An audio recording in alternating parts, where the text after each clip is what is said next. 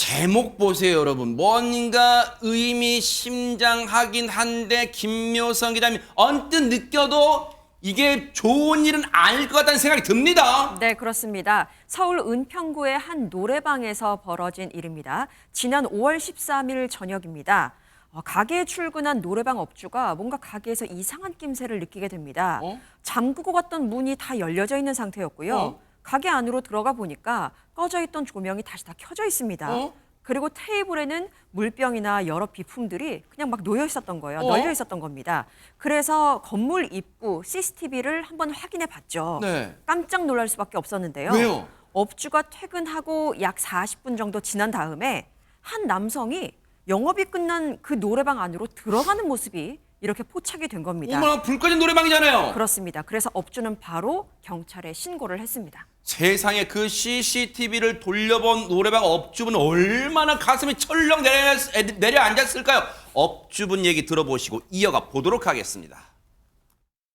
새벽 4시 반에 퇴근을 하고 그날 이제 저녁에 이제 출근을 해요. 그 저녁 때 왔는데 현관문이 탁 열리더라고요. 그리고 내려왔는데 세 번째 방에 불이 켜 있더라고요. 물병이 있고 이제 이 상황에 제가 놀란 거죠. 5시 10분에 어떤 남자가 모자를 쓰고 그 주차장 모퉁이에서 이렇게 봐요. 이렇게 보고 저희 집에 들어와요. 9시 10분 정도에 나가요. 자, 이 상황을 CCTV로 돌려본 지금 업주분 지금도 아마 지금 막 진정이 안 되시는 것 같은데 보세요. 그런데 최지봉 교수님, 예. 아니 요즘 시대가 어떤 시대입니까? 거의 매의 눈이라고 할 수 있는 CCTV에 딱 포착이 됐으니까 저 남성 잡혔겠죠? 잡혔는데요. 네. 잡히는 동안 걸린 시간이 3개월이 걸렸어요. 뭐라고요? 좀 이해가 안 되잖아요. 네. 말씀하시면. 그러니까 보세요. 금방 잡힐 거라고 생각했던 네. 노래방 침입자가 결국 3개월이 지나서 사건이 발생한 지 3개월이 지나서야 붙잡혔습니다. 왜 그럴까요, 지난 이게? 22일인데 네. 이게 노래방 업체에 따르면 사건 직후에 신고를 했고요. 네. 범인이 번호키를 어떻게 열었는지 몰라 불안감에 계속 떨 수밖에 없잖아요. 왜 안 그러겠어요, 진짜. 빨리 잡혀야지. 안 그러면 또 오늘 밤에 또 들어오면 어떠지 이런 걱정이 되지 맞아요. 않겠습니까? 그런데도 불구하고 또 하나 이상한 게 7월 말쯤 경찰로부터 해당 남성의 신원이 특정됐다는 연락을 받았대요. 아하. 근데 실제 검거된 건 22일이에요. 그럼 또 오. 한 달 정도 차이가 나요. 그러네요. 그러니까 7월 말에 누군지 특정이 됐다. 그럼 잡으면 되잖아요. 그렇죠. 네. 그런데 한 달이 지나서야 검거가 됐다는 거. 이것도 어머나. 이상하잖아요. 네. 그래서 그리고 나서 경찰이 하는 말이 뭐라 그러냐면 이 사람 술에 취해서 기억이 안 난다는 취지로 답변을 했다라고 얘기를 하고 있는데 이 침입자의 정체를 알고 나니까 이 의문이 더 증폭되는 일이 발생했습니다. 왜요? 이 사람 잡고 보니 서울경찰청 기동대 소속의 현직 경찰관이었습니다. 뭐라고요?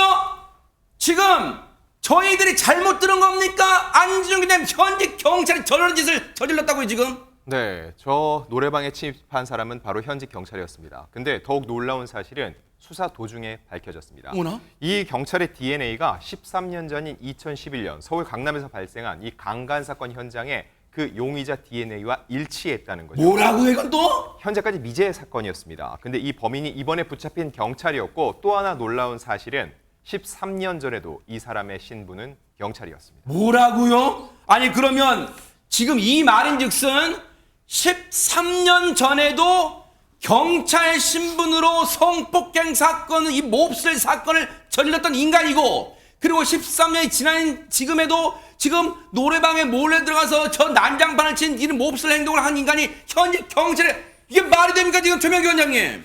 그러니까 결국은 이건 굉장히 커다란 문제를 이야기하게 되는데요. 왜냐하면 이 사람은 뭐 어떻게 수사가 이루어진지 전부 알고 있어요.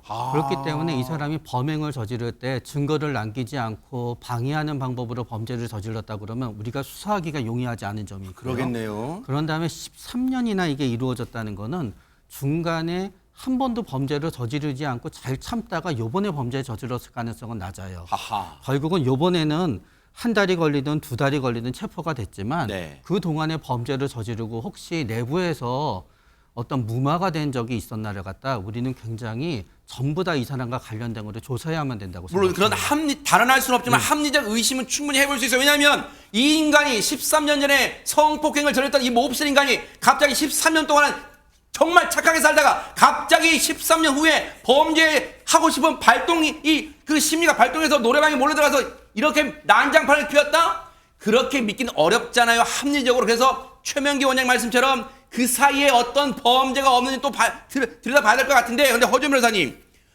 경찰이에요. 정말로 어떻게 저런 어처구니없는 짓을 13년이나 했던 저런 몹쓸인가요, 진짜? 경찰이 아니라 범죄자죠. 그러네요. 그런데 범죄자가 경찰 행세를 하고 있었던 거나 다름없는 맞아요, 상황인 진짜. 겁니다.